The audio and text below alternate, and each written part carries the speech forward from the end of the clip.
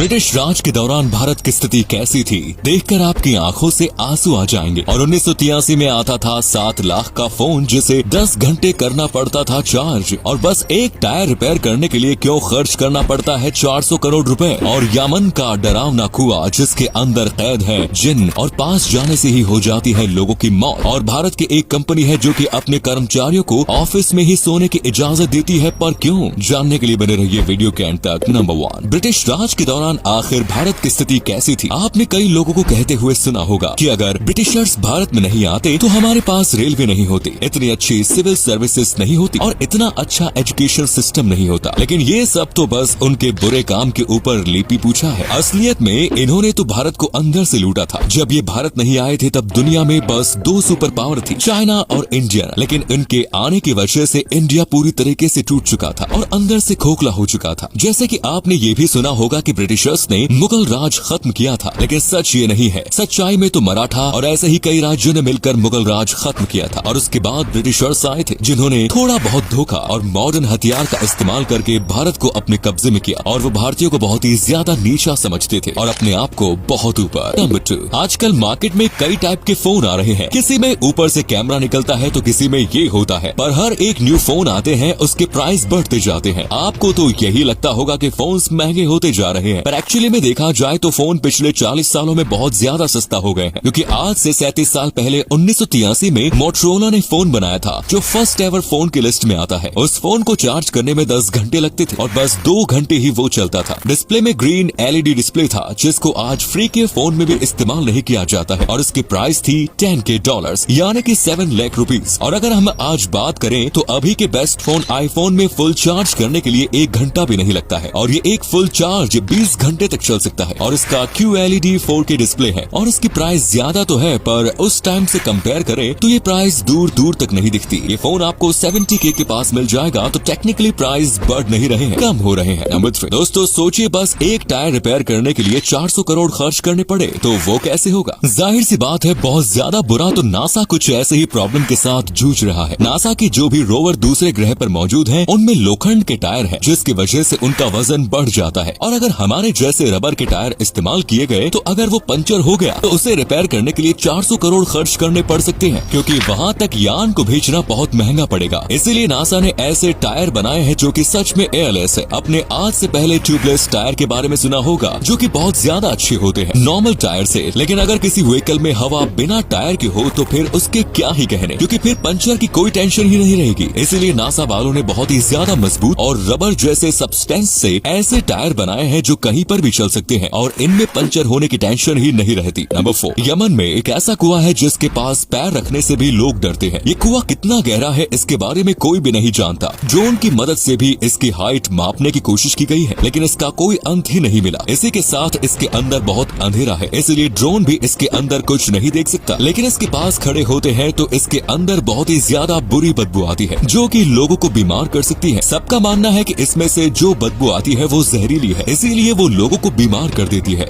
वहाँ के स्थानीय लोगों का मानना है कि इसके अंदर जिन्नात कैद है और ये जिन्नात की जेल है, इसीलिए लोग इसके पास जाने से भी डरते हैं। कहा जाता है अगर कोई ज्यादा देर इसके पास रहा तो वो भी इसके अंदर अपने आप मोहित हो जाएगा, और यहाँ पर ज्यादा देर खड़े रहने से श्राप भी लग सकता है जिससे जिंदगी में बहुत बुरा होगा, इसीलिए लोग इससे दूरी बनाए रखते हैं। नंबर 5, भारत की एक कंपनी है जो कि अपने कर्मचारियों को ऑफिस में ही सोने की इजाजत देती है। जी हाँ, आपने बिल्कुल सही सुना, ये एक स्टार्टअप कंपनी है जिसका नाम है वेकफिट सॉल्यूशंस, और इन्होंने अपने कर्मचारियों को कुछ दिनों पहले ही मेल में बताया था कि वो अब ऑफिस के बीच आधे घंटे की नींद ले सकते हैं, और इसमें उन्हें खास जगह भी दी जाएगी जहाँ पर वो जाकर सो सकते हैं। इन्होंने ऐसा इसलिए किया है ताकि उनके कर्मचारी सेहतमंद रहें, और उनका कहना है कि जब वो सोकर उठेंगे तब फ्रेश हो जाएंगे और काम को और भी ज्यादा बेहतर तरीके से कर पाएंगे। बस आधे घंटे की नींद से वो लोग प्रोजेक्ट को पूरे एक दिन ज्यादा फास्ट कंप्लीट कर सकते हैं, और ये लोग कंपनी से खुश होंगे ये बात तो अलग ही है। और आपको पता होगा कि अगर वर्कर खुश है तो काम भी अच्छा ही होगा। नंबर 6, दोस्तों अभी आपको ये जो पत्थर दिख रहा है ये बिल्कुल भी आम पत्थर नहीं है, इसमें कुछ तो खास बात है क्योंकि ये इस धरती का है ही नहीं। असलियत में ये एक एस्क्वाइड है। ये धरती पर आज से करीब 80,000 साल पहले गिरा था। इसका वजन तभी कुछ 60 टन जितना रहा होगा। इसका नाम होबा मेट्यूराइट है। इसे पहली बार सन 1979 में खोजा गया था। तब इसके आसपास ऐसा कुछ भी नहीं था, बल्कि इसके पास बहुत ही बड़ा गड्ढा था और स्थानीय लोग इस गड्ढे को और इस पत्थर को पूजा करते थे। उनके लिए ये आसमान का एक तोहफा था। और जब वैज्ञानिकों ने इसके छोटे से हिस्से पर टेस्टिंग की तब पता चला कि ये पत्थर धरती का नहीं है बल्कि स्पेस से आया हुआ है। इसका मतलब है कि ये एक एस्टेरॉइड है। नंबर 7 दोस्तों, दुनिया में ऐसे कई आइलैंड हैं जहां कभी लोग रहा करते थे लेकिन बाद में वो किसी न किसी वजह से वीरान हो गए। एक ऐसा ही आइलैंड जापान के शहर नागासाकी के तट पर स्थित है जिसे बैटलशिप आइलैंड के नाम से जाना जाता है। दरअसल अपने आकार के कारण इस आइलैंड को बैटलशिप का नाम दिया गया था। इस थाईलैंड को हाशिमा द्वीप के नाम से भी जाना जाता है। ये आइलैंड नागासाकी से महज 15 किलोमीटर की दूरी पर है। मित्सुबिशी ने इस आइलैंड को साल 1890 में खरीदा था और यहाँ जापान की सबसे पहली बड़ी 9 मंजिला कंक्रीट की इमारत का निर्माण कराया था। करीब 16 एकड़ में फैले इस आइलैंड पर साल 1959 में 5000 से भी ज्यादा लोग रहते थे।